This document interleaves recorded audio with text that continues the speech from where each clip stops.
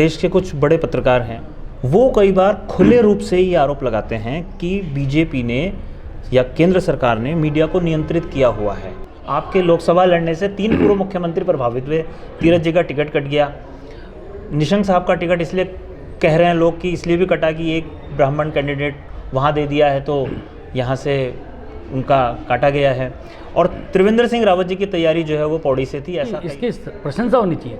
ये हम लोगों ने नहीं सोचा था, ना पार्टी ने सोचा था। आप इतने सारे काम दिल्ली में बैठ के कर देते हैं, आपके लिए शायद वो काम बहुत आसान होंगे, लेकिन जो उत्तराखंड के बाकी और नेता होते हैं, चीफ मिनिस्टर्स होते हैं, उनको थोड़ा सा डर सा महसूस होता है कि बलूनी जी ने ये काम कर दिया तो उनको भी कुछ करना चाहिए। मुझे लगता है ये मीडिया की क्रिएशन है, ऐसा किसी को कोई डर नहीं लगता है। परिवर्तन की बात आती थी कि आप भी रेस में हैं, मतलब क्या होता है रेस में होना, वो एक लोग जानना चाहते हैं। ये हम भी जानना चाहते हैं।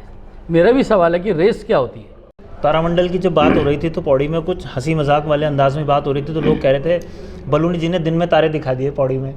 एक बात ये भी आ रही है कि विपक्षी का जो खेल है उसको बीजेपी ने पूरी तरीके से तोड़ दिया है। उसमें साम दाम दंड भेद की नीति अपनाई, या तो वो आपके पाले में आ गया, या वो गिरफ्तार हो गया, ईडी आ गई, या उनके खाते फ्रीज हो गए हैं किसी तरीके से। लेकिन सरकारी एजेंसियों का दुरुपयोग हो रहा है, ये आरोप कई बार लगता है। वर्तमान में आप कौन सी जगह फिट होते हैं, मतलब वर्तमान में आप कौन सा रोल, ओपनिंग कर रहे हैं या विकेट कीपिंग कर रहे हैं या बॉलिंग कर रहे हैं?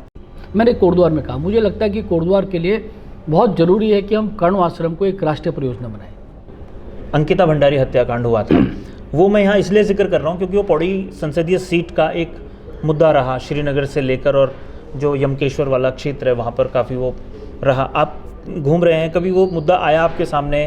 क्योंकि रजनी भंडारी जो उनकी पत्नी है, उनके ऊपर भ्रष्टाचार के गंभीर आरोप हैं।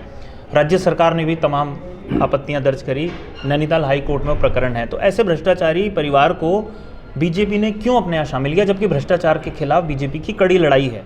सब लोगों ने ये कहा कि कांग्रेस ने हथियार डाल दिए, कांग्रेस सरेंडर हो गई है बीजेपी के सामने। पता नहीं इनकी क्या दिल्ली में सेटिंग हुई है, देहरादून में सेटिंग हुई है, लेकिन एक बात ये कही जा रही है कि जिस सीट पर थोड़ी सी गुंजाइश है टक्कर की, वो पौड़ी गढ़वाल सीट है। ये फेक नैरेटिव है, फिर फेक नैरेटिव। नहीं, मैं आपको पता है मैं बड़े गंभीर रूप से बीमार था और मेरा जीवन बचा है, मेरा पुनर्जन्म हुआ है, और पुनर्जन्म जो मेरे को हुआ है उसके लिए मैं गढ़वाल के जो हमारे लोग हैं, जो मेरे लोकसभा विस्तार है, इसके लोगों का कल्याण करना, इसके लोगों के दुख दर्द को कम करना और मातृभूमि का कर्ज जो है चुकाना है, यही मेरा आगे का लक्ष्य है, यही मेरा एजेंडा।